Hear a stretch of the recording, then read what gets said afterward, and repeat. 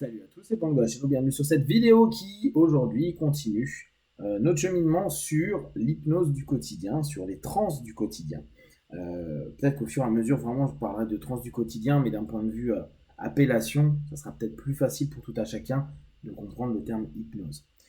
Donc je vous rappelle, la transe, c'est une communication entre le conscient et le subconscient en diminuant le facteur de jugement.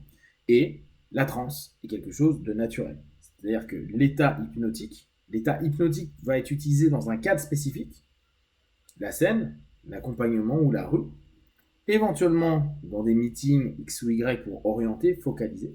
Parce que l'intérêt de la transe, outre la communication entre le conscient et le subconscient en diminuant le facteur de jugement, c'est de focaliser les gens et de permettre d'être plus suggestible. Ça ne veut pas dire totalement suggestible, ça ne veut pas dire être des moutons nécessairement. Ça veut dire qu'on ouvre davantage la possibilité à être plus focalisé sur une idée et donc moins apte, vu qu'on a diminué le facteur de jugement, à accepter une variabilité interne, une variation interne, qui nous dirait ouais mais tu sais c'est peut-être pas vraiment ça. Et donc plus on sera focalisé sur une idée et plus on va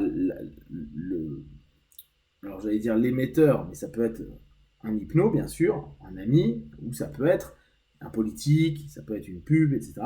Va à ce moment-là simplement nourrir, répéter, et vu qu'on est focalisé sur cette idée-là, il est dur de voir autre chose, ce qui ne veut pas dire qu'on n'entend pas ni perçoit autre chose. C'est juste que on a une intention de focalisation et donc il y a une possibilité que ce qui va être sélectionné par notre subconscient soit un des éléments qui va être répété, sidé pour certains, puis après nourri à longueur de temps, pour avoir un retour, c'est-à-dire se créer une place dans la mémoire à long terme, dans les schémas, les modèles et les patterns internes, dans les émotions, etc. Ce qui fait que ça peut créer des petites variations intérieures. Donc cette notion et cette logique, c'est toujours de se dire, dans notre quotidien, il nous arrive à longueur de temps d'être dans des transes. Bien sûr, c'est pas parce qu'on vit des trans que nécessairement on est focalisé sur l'extérieur, qu'on est suggestible à l'extérieur.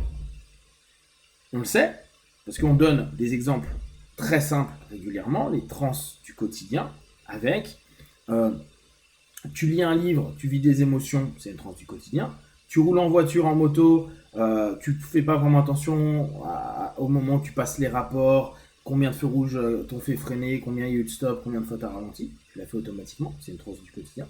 On le montre avec le fait qu'on peut se taper le bras quelque part et voir simplement le soir le bleu, donc avoir une analgésie, et ressentir la douleur plus tard. Donc tout ça, c'est des transes du quotidien. C'est toujours actif, et ça, observez bien ça. On ne dort pas, donc on dit bien en hypnose, on ne dort pas. On est dans un état de focalisation. Ça, c'est intéressant.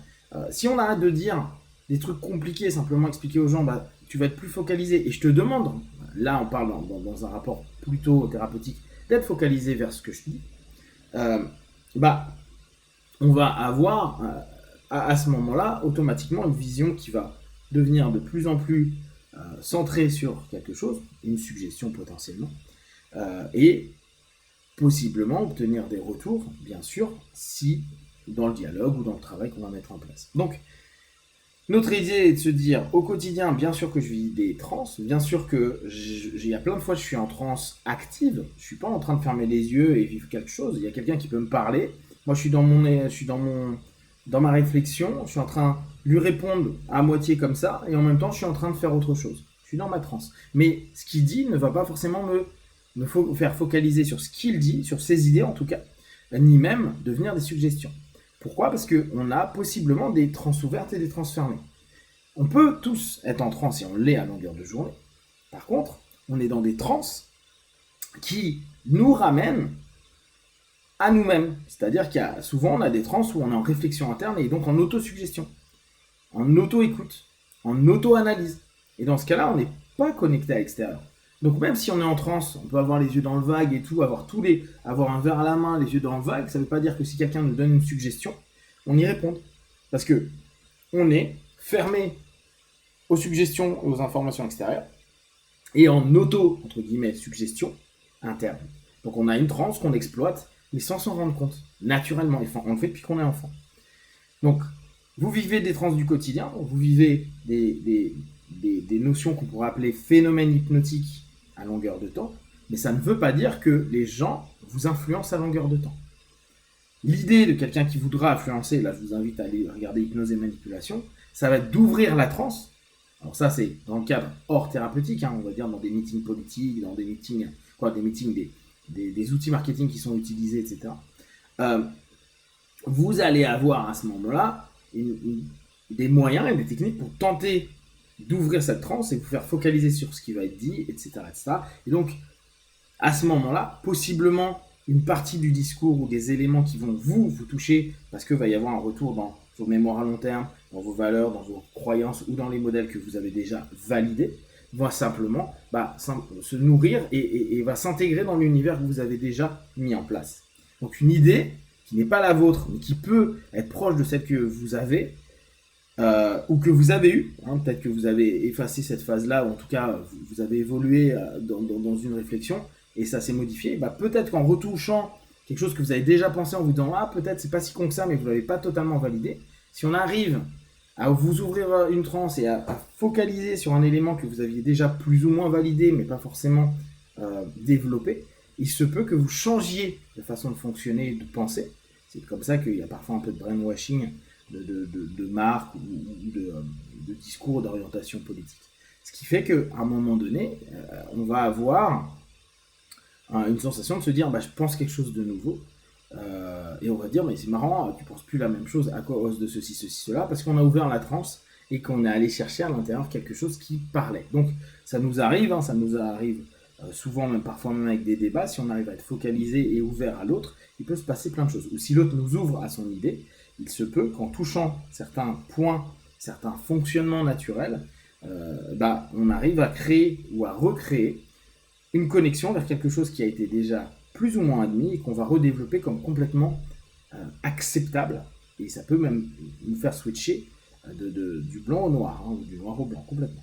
Donc ça c'est quelque chose qu'il faut se rendre compte, mais c'est pas sur ça qu'on va plus débattre, c'est vraiment quoi. En tout cas, je sais pas vers là que je veux vous orienter. Il y a Hypnose et Manipulation pour ça, il y a les copains d'Hypnomachie qui bossent également sur ça, donc il y a Bhaskar si vous voulez aller voir.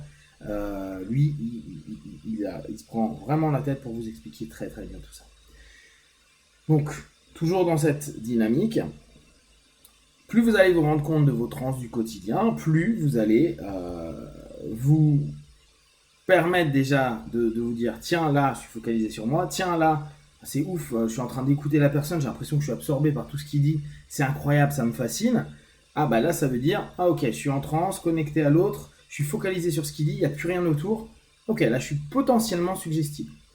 Ça ne veut pas dire, je reviens sur cet élément-là, que vous allez sélectionner l'ensemble des informations qu'il va donner, mais en fonction, peut-être que ça va éveiller des choses en vous, qui va vous faire vous transformer entre guillemets, mais prendre en compte des éléments et peut-être faire émerger des choses vers le conscient que vous n'aviez pas précédemment. Donc là, on est dans des notions où on pourrait dire waouh, la personne elle est hypnotique, elle est charismatique, elle est incroyable sur sa manière de ceci ou cela.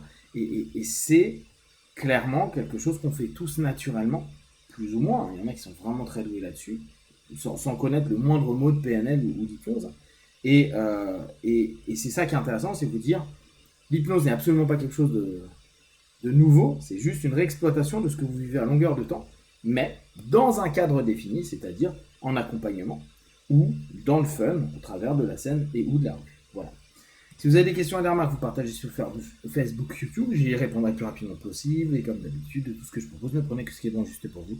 Testez, observez, analysez et concluez. Be one, ciao.